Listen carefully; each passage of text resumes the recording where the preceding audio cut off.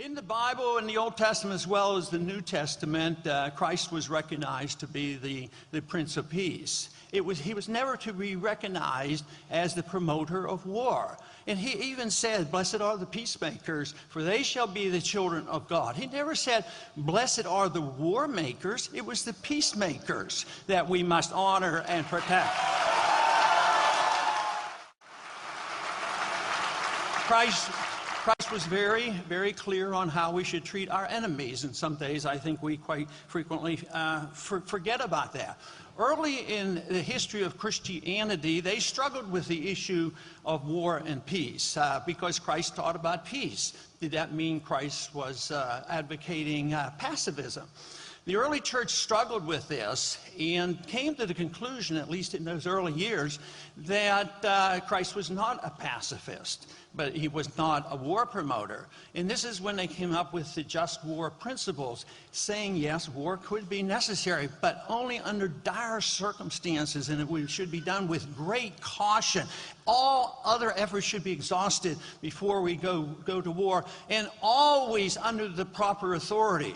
And today, I think the proper authority is not the UN or the NATO forces that take us to war. There were great dreams by Isaiah in the Old Testament about the time that would come when the swords would be bent into plowshares and spears into pruning forks. The dream of ending the wars and to the point where peace is prosperous. And I have come to a strong conviction that one of the most greatest threats to the family is war. It undermines the family.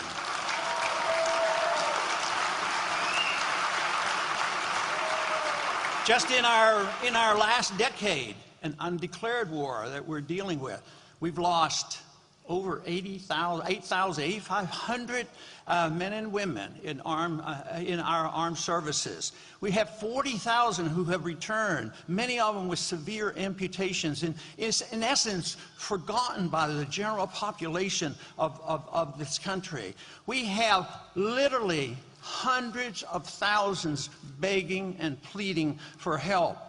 I talked to a young man the other day, and he was telling me about losing all his buddies and his frustration with the war and not having a goal to winning the war and not knowing when it would end. And yet, his conclusion was, almost in tears, he said to me, he says, "I lost my buddies over there, but now I'm losing many of them to suicide."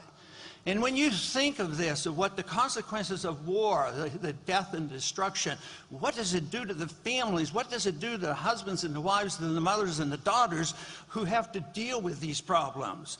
So yes, it is very, very damaging. War costs a lot of money and causes a lot of poverty. Poverty and the economic crisis in this country is undermining the family.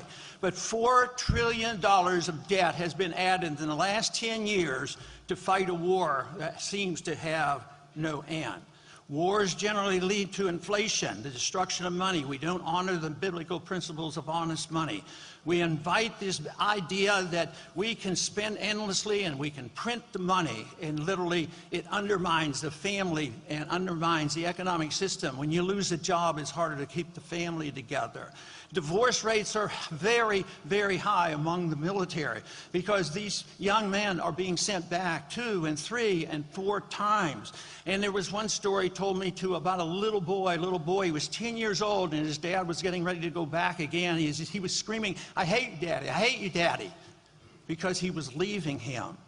So this is why in the early church they talked about being very careful about going into war. And also to be thinking about the admonition that peace is far superior to war. That should be our goal.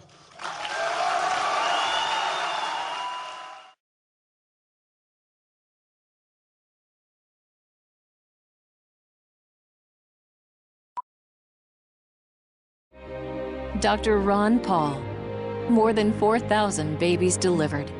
A man of faith, committed to protecting life. This whole notion of life not being valuable just is something I was never able to accept. I happened to walked into an operating room where they were doing an abortion on a late pregnancy. They lifted out a small baby that was able to cry and breathe, and they put it in a little bucket and put it in the corner of the room and pretended it wasn't there. I walked down the hallway and a baby was born early, slightly bigger than the baby that they just put in a bucket.